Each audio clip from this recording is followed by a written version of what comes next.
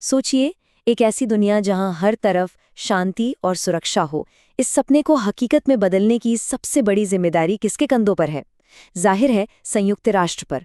एक ऐसा संगठन जिस पर दुनिया भर के अरबों लोगों का भरोसा टिका है। ये भरोसा सिर्फ कोई शब्द नहीं है। असल में ये संयुक्त राष्ट्र के हर मिशन की बुनियाद है। इसी भरोसे के दम पर तो वो दुनिया के सबसे मुश्किल इलाकों में काम कर पाते हैं, चाहे वो कोई जंग का मैदान हो या फिर कोई कुदरती आफत। लेकिन सोचिए, क्या हो जब यही भरोसा टूट जाए?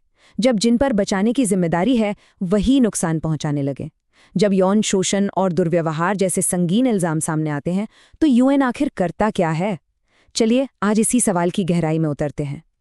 देखिए, इस बहुत बड़ी चुनौती से निपटने के लिए संयुक्त राष्ट्र ने एक काफी मजबूत सिस्टम बनाया है, जो 3 पिलर्स यानी 3 स्तंभों पर खड़ा है।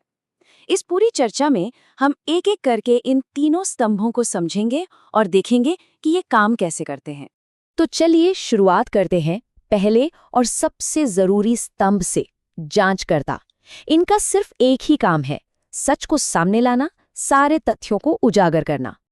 और ये काम करती है OIOS, यानी आंतरिक निगरानी सेवा कार्यालय। आसान भाषा में कहें तो ये यूएन की अपनी एक आजाद जांच एजेंसी है। इसकी जिम्मेदारी होती है कि वो किसी भी मामले की प्रशासनिक तौर पर तहकीकात करे और फैक्ट्स का पता लगाए। और OIOS की जांच का दायरा काफी बड़ा है। इसमें यौन शोषण और दुर्व्यवहार के आरोप तो हैं ही, साथ ही धोखाधड़ी, भ्रष्टाचार और यूएन के स्टाफ द्वारा किए गए किसी भी दूसरे गंभीर गलत काम की जांच भी शामिल है। अच्छा, इनकी जांच सिर्फ सबूत इकट्ठा करना नहीं है, ये कुछ बहुत ही जरूरी सिद्धांतों पर काम करते हैं। मतलब पूरी तरह से निष्पक्ष होकर, बिना किसी भेदभाव के वो हर एंगल से मामले को देखते हैं और ये भी ध्यान रखते हैं कि चाहे सबूत किसी को दोषी ठहरा रहा हो या बेगुनाह साबित कर रहा हो, दोनों को बराबर अहमियत दी जाए। चलिए अब दूसरे स्तंभ की ओर बढ़ते हैं। यहाँ फोकस प्रोसेस से हटकर उन लोगों पर आ जाता है जो इन घटनाओं से सबसे ज्यादा प्रभावित हुए हैं, यानी पीड़ित।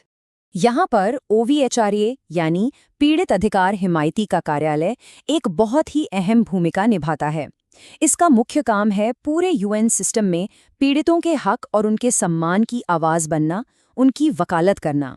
ये जो लाइन आप देख रहे हैं, ये OVRA के काम करने के तरीके का सार है। इसका मतलब है कि हर हाल में पीड़ित की भलाई सबसे ऊपर है। उन्हें किस तरह की मदद दी जाएगी, कैसे दी जाएगी, ये सारे फैसले पीड़ितों के हितों को सबसे पहले रखकर ही किए जाते हैं। और ये सिर्फ किताबी बातें नहीं हैं। पीड़ितों को असल में हर तरह की मदद दी जाती है। उनकी सुरक्षा, मेडिकल देखभाल, मानसिक सहारे से लेकर कानूनी मदद और रोजगार के मौके तक हर चीज का ध्यान रखा जाता है। अब आते हैं तीसरे स्तंभ पर। इसका काम ये पक्का करना है कि यूएन का इतना बड़ा सिस्टम एक टीम की तरह मिलकर काम करे, बिना किसी भी तरह की रुकावट के। और ये जिम्मेदारी है OSC की, यानी विशेष समन्वयक के कार्यालय की। इसे आप एक ऐसा स्ट्रेटेजिक हब समझ सकते हैं जो यूएन की सारी कोशिशों में तालमेल बिठाता है। OSC को बनाने का मकसद ही यही था कि एक वन यूएन अप्रोच तैयार हो, ताकि ये पक्का किया जा सके कि यूएन के सभी मिशन एक जैसा और एक साथ मिलकर कदम उठाएं और कोई भी हिस्सा अलग-थलग काम न करे। तो ये होता कैसे है? OSC यूएन के दूसरे दफ्तरों के साथ मिलकर कुछ स्टैंडर्ड टूल्स और नीतियां बनाता है, जैसे रिपोर्टिंग के लिए एक जैसा इलेक्ट्रॉनिक फॉर्म या फिर क्लियर चेक जैसा स्क्रीनिंग टूल, जिससे ये पक्का हो सके कि दोषी पाए गए लोगों को दोबारा नौकरी न मिले।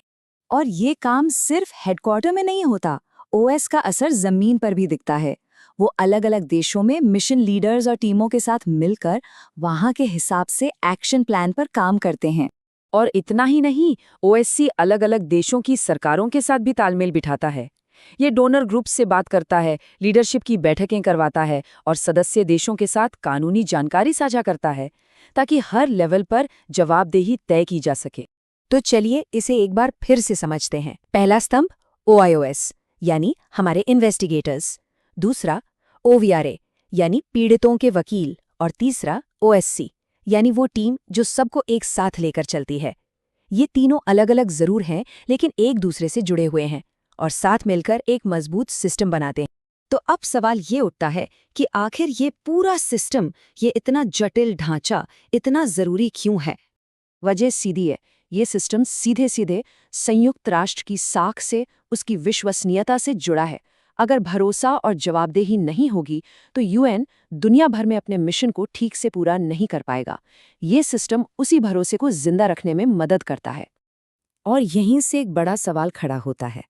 देखिए, जवाबदेही सिर्फ यूएन की ही समस्या नहीं है, ये तो दुनिया के हर बड़े संगठन के लिए एक चुनौती है।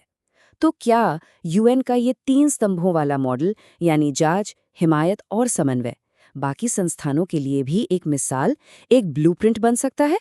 इस सवाल का जवाब आने वाले वक्त के लिए बहुत मायने रखता है।